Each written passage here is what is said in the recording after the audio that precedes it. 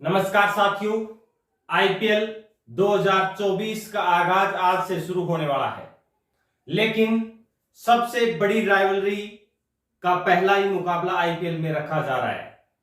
आपने देखा होगा, चेन्नई सुपर किंग्स और आरसीबी का जब मुकाबला होता है तो क्रिकेट फैंस का हुजूम उमड़ पड़ता है और यही राइवलरी आज आपको देखने को मिलेगी। क्या आरसीबी चेन्नई के चेपाक स्टेडियम में अपना अब तक का जो भी रिकॉर्ड रहा है उसे बदल पाएगी?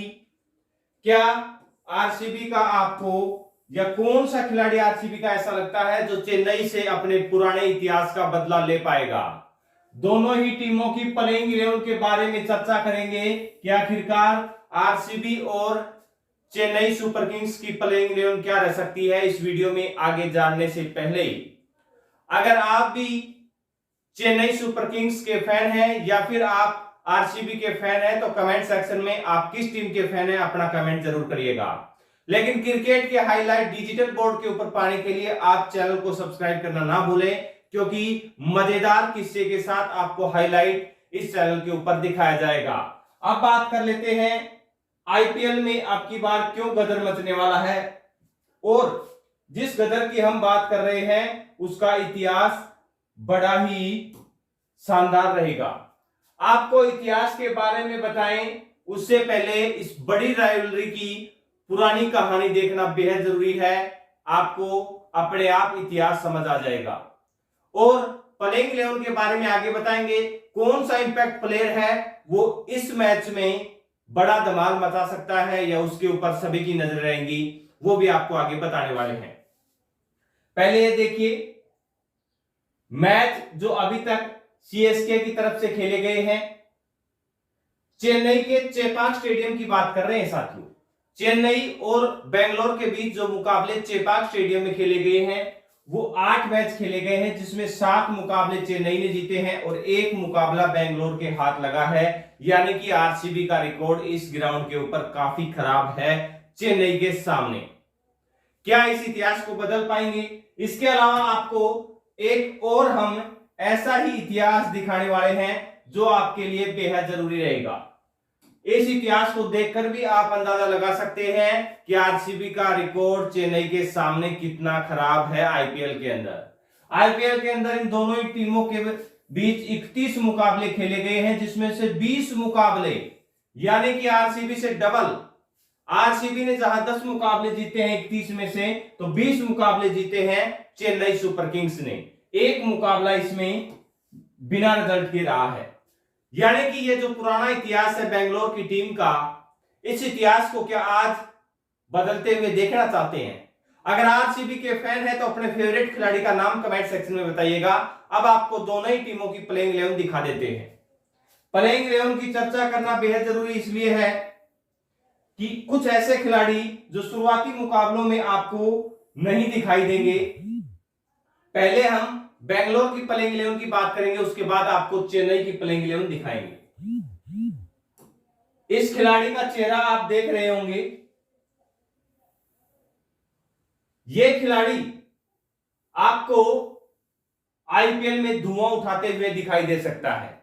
वैसे भी आईपीएल में एक आईपीएल के अंदर सबसे ज्यादा रिकॉर्ड या सबसे ज्यादा रन बनाने का रिकॉर्ड इसी खिलाड़ी यानी कि विराट कोहली के ही नाम है, और अब तक के आईपीएल में सबसे ज्यादा रन भी इसी खिलाड़ी विराट कोहली के नाम है। यानी कि जिसे किंग कोहली कहलवाना पसंद नहीं है, उसी खिलाड़ी के नाम आईपीएल के बड़े बड़े रिकॉर्ड हैं, और आज ये खिलाड़ी आपको खेलता हुआ दिखाई दे सकता है। इसके सामने होंगे थाला धोनी।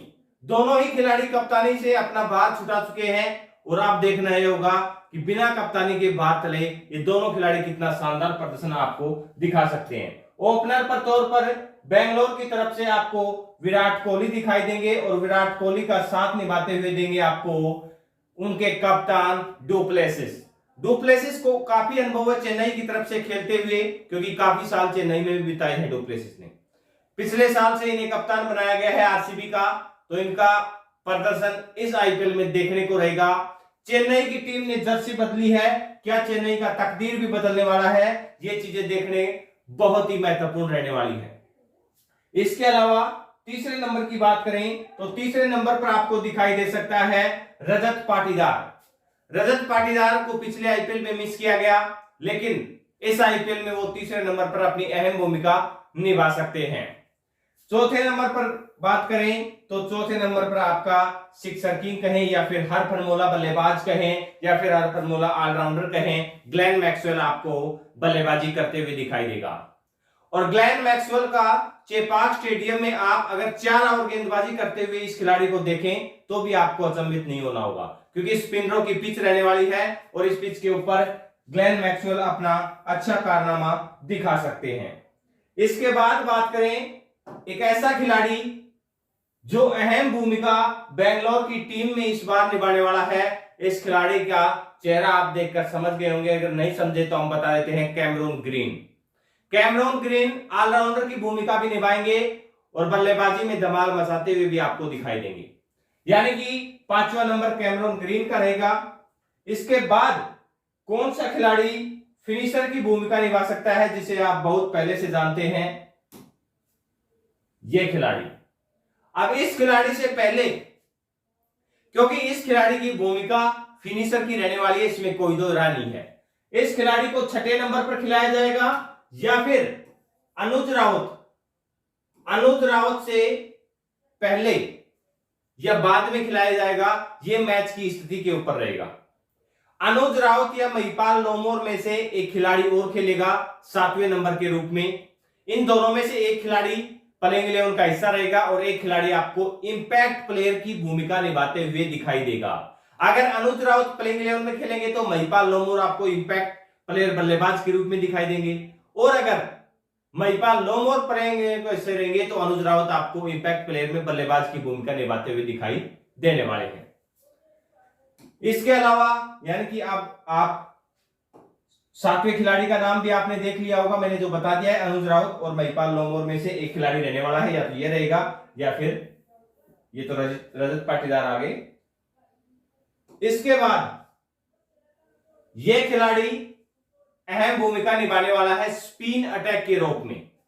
स्पिन अटैक कहीं ना कहीं आपको बेंगलोर का कमजोर नजर आएगा, लेकिन करण शर्मा इसको बखूबी निभाते हुए दिखाई दे सकते हैं, या फिर करण शर्मा की जगह लीड रोल में आपको मैक्सवेल, ये ध्यान रख लेना साथियों, मैक्सवेल की स्पिन आक्रमण है वो काफी अटैकिंग है, वो भी आपको दिखाई दे सकते हैं।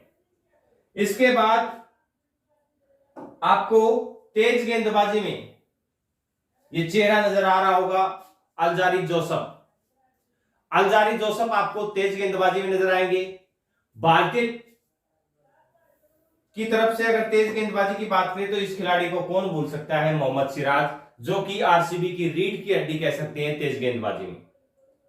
इसके अलावा यश दयाल या फिर लोकी फर्गुसन, यानी कि किसी एक को इसमें मौका दिया जाएगा। वो साथियों प्लेइंग 11 का हिस्सा बनाने से पहले टीम को देखना होगा कौन से 4 खिलाड़ी विदेशी खिलाड़ी हैं। लगभग ये जो महत्वपूर्ण खिलाड़ियों की लिस्ट है वो हमने आपको बताई है, जो प्लेइंग 11 का हिस्सा रह सकते हैं, या फिर आपको बता दे ये खिलाड़ी इंपैक्ट प्लेयर की भूमिका में गेंदबाजी में अपनी अहम भूमिका निभा सकता है। आप भी सोच रहे होंगे इस खिलाड़ी का नाम प्लेइंग 11 में क्या आ सकता है। जी हां, यश दयाल या आकाशदीप में से एक खिलाड़ी आपको इंपैक्ट प्लेयर के रूप में गेंदबाजी के तौर पर भूमिका निभाते हुए दिखाई दे सकता है, इसलिए इसे इग्नोर मत कीजिएगा। बहुत महत्वपूर्ण खिलाड़ी हैं, जो नए और युवा भारतीय खिलाड़ी हैं वही आपको इस बार बाजी पलटते हुए दिखाई देने वाले हैं। अब बात कर लेते हैं चेन्नई सुपर किंग्स की। तो चेन्नई सुपर किंग्स की तरफ से यह खिलाड़ी अब की बार आपको नहीं दिखाई देगा। इस खिलाड़ी को आपने पहचान लिया होगा, ड्वेन कॉनवे। मैं नहीं तो कॉनवे, तो ये नहीं तो कॉनवे, इसके जगह कौन आ रहा है, रचिन रविंद्र। पहले ही चेन्नई ने विकल्प ढूंढ लिया था, यानी कि अब की बार कप्तान बदल दिया गया है, ऋतुराज गायकवाड़ को कप्तान बनाया गया है, और ऋतुराज गायकवाड़ के साथ आपको जो खिलाड़ी खेलता हुआ प्लेइंग 11 में ओपनिंग सेशन में दिखाई देगा वो खिलाड़ी यही रहने वाला है, रचिन रविंद्र। यानी कि रचिन रविंद्र और ऋतुराज गायकवाड़ ओपनिंग में खेलते हुए दिखाई देंगे। इनका साथ निभाने के लिए तीसरे नंबर पर बल्लेबाजी करते हुए आपको कौन सा खिलाड़ी दिखाई दे सकता है? उस खिलाड़ी का नाम है साथियों अजिंक्य रहाणे। दीपक चहर की फोटो लग गई है, अजिंक्य रहाणे की फोटो ये रही। यह खिलाड़ी साथियों आपको तीसरे नंबर पर खेलते हुए दिखाई दे सकता है चेन्नई सुपर किंग्स की तरफ से। चौथे नंबर पर कौन रह सकता है वो आप अंदाजा लगा सकते हैं। हमने किसे रखा है उसे जानकर आप चौंक भी जाएंगे। हमने जिस खिलाड़ी को रखा है चौथे नंबर पर उसका नाम देखकर आप जरूर चौंकेंगे, इसमें कोई दो राय नहीं है, क्योंकि ये देखिए डैनियल, समझ गए होंगे आप। इस खिलाड़ी को हमने चौथे नंबर पर इसलिए रखा है, इसकी जगह मोइन अली को भी रख सकते थे, लेकिन चेन्नई की स्पिन पिच होने के बावजूद आपको पता है सचिन रविंद्र भी स्पिन गेंदबाजी करते हैं, रविंद्र जडेजा भी हैं, और दूसरी तरफ बेंगलोर की प्लेइंग 11 को भी ध्यान में रखा जाएगा।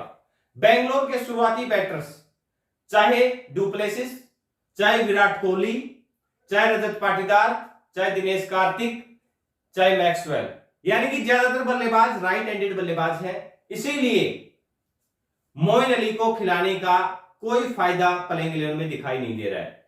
बाकी टीम मैनेजमेंट जाने, लेकिन इस खिलाड़ी को विदेशी खिलाड़ी के तौर पर खिलाया जा सकता है, और स्पिन की भूमिका आपको पता है रविंद्र जडेजा और कुछ स्पिन गेंदबाजी सचिन रविंद्र भी करते हैं, तो उनको दे दी जा सकती है।